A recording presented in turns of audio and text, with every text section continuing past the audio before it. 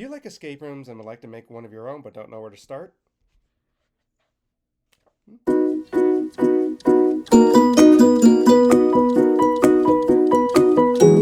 Hello, hello, and welcome to my channel. My name is Brian Wheeler. I'm an indie author. Welcome aboard.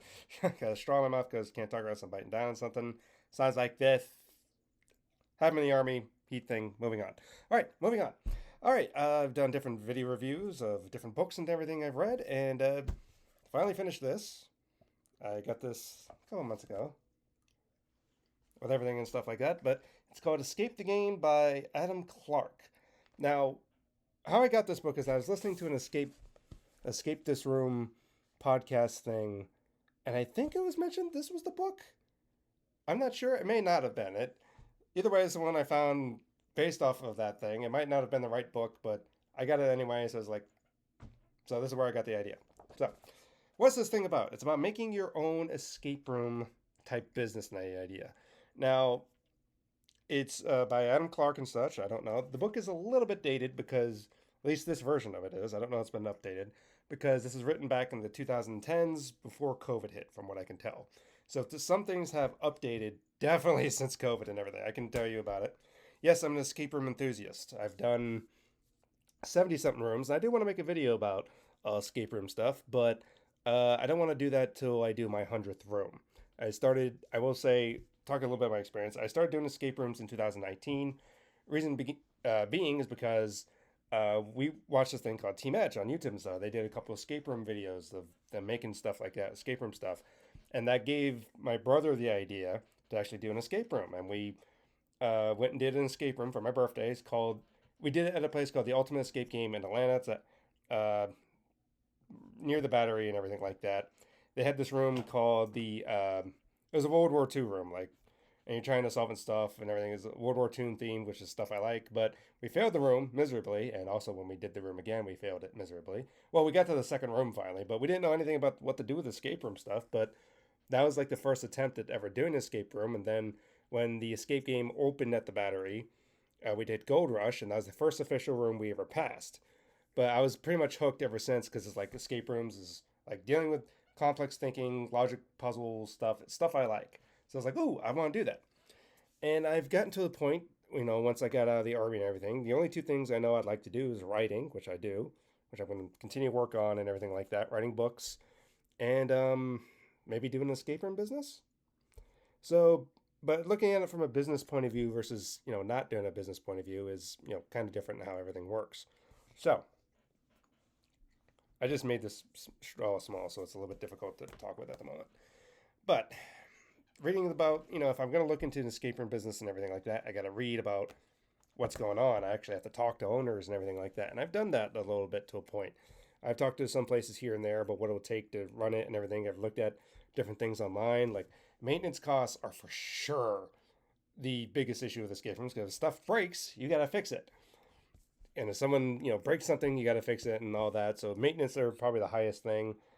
Plus, now with post-COVID and everything, rent is a huge issue because a couple places I know, rent was real high with, just going up with spaces and everything. And you're trying to maintain an escape room business. It's not easy with how high the rent stuff gets. There's a bunch of different variables and everything like that. Again, this is not the only book I have. I actually bought this book years ago, but if I read through it, cool, but I actually don't remember it. But I had this with my escape room stuff, so it's just like, you know what? I'm going to reread it again because why not? But back to this book. How's this book does? Well, Mr. Clare, I guess, he kind of breaks down because he's done different escape room, puzzles and everything. He has help being a game designer or different stuff and everything like that in Canada. He gives different recommendations, talks about different things and stuff. Some a lot of things. If you play enough escape rooms, you know it. Like again, you think I've done what 77 or about 77. And you think, oh, that's a lot.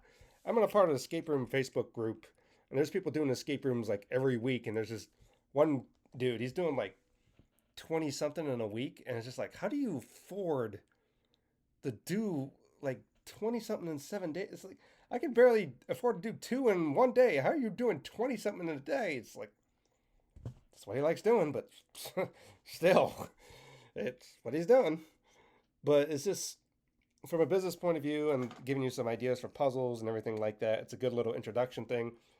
I thought at first it's like, okay, is it kind of has some spelling errors or anything like that? But no, what it is just how the formatting of this was.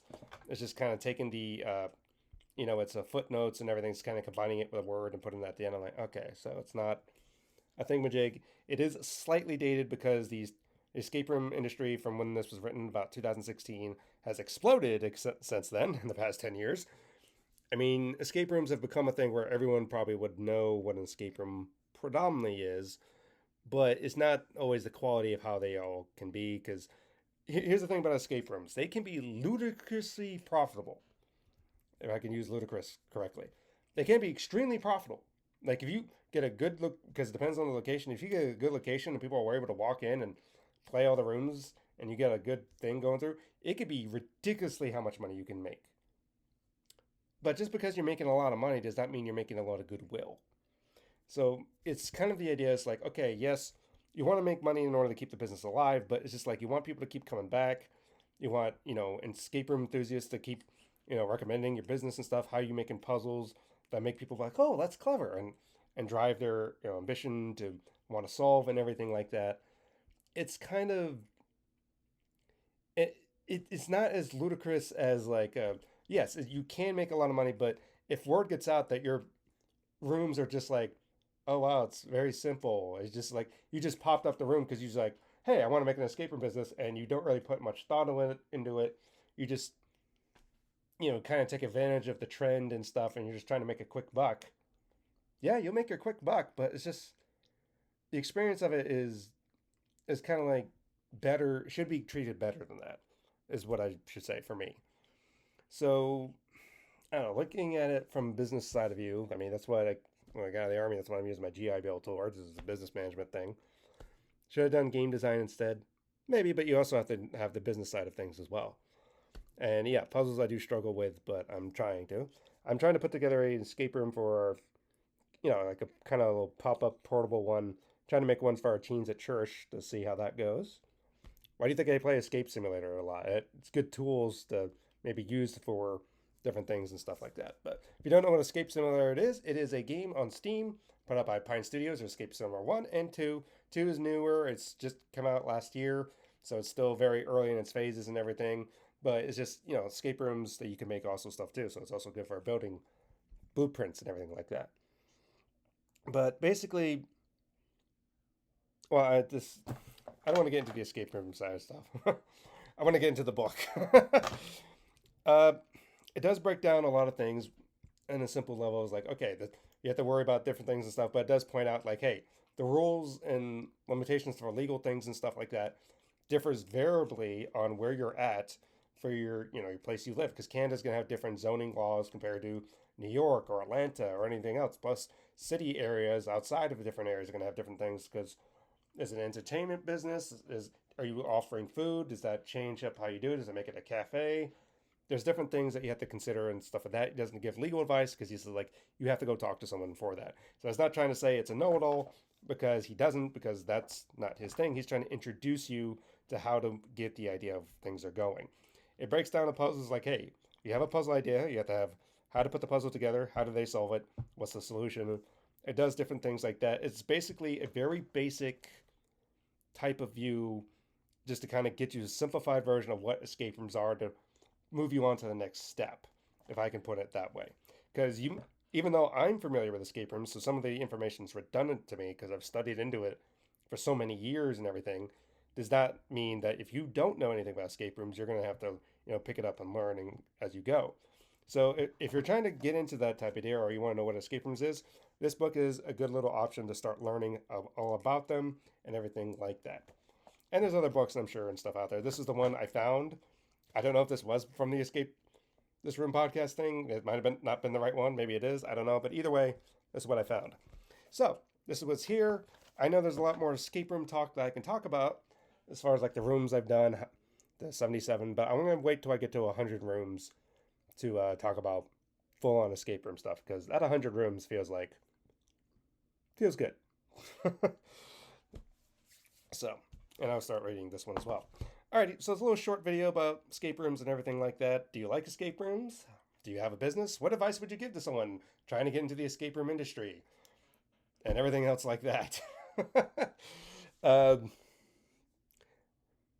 I don't know what else to say really, except go do an escape room if you have opportunity this weekend. There's plenty of options. I will say, as far as the escape room business, look for things local and everything like that. But I would say, look up the escape game. There might be an escape game near you because they offer unlimited hints. They can give you as many hints as you can to get along. They're good little starts and stuff to do and everything like that. I would say if you're going to do an escape room at the escape game to start off with, you either want to do Gold Rush or you want to do the Heist. Those are the two rooms that kind of give you an idea what like an escape room could be.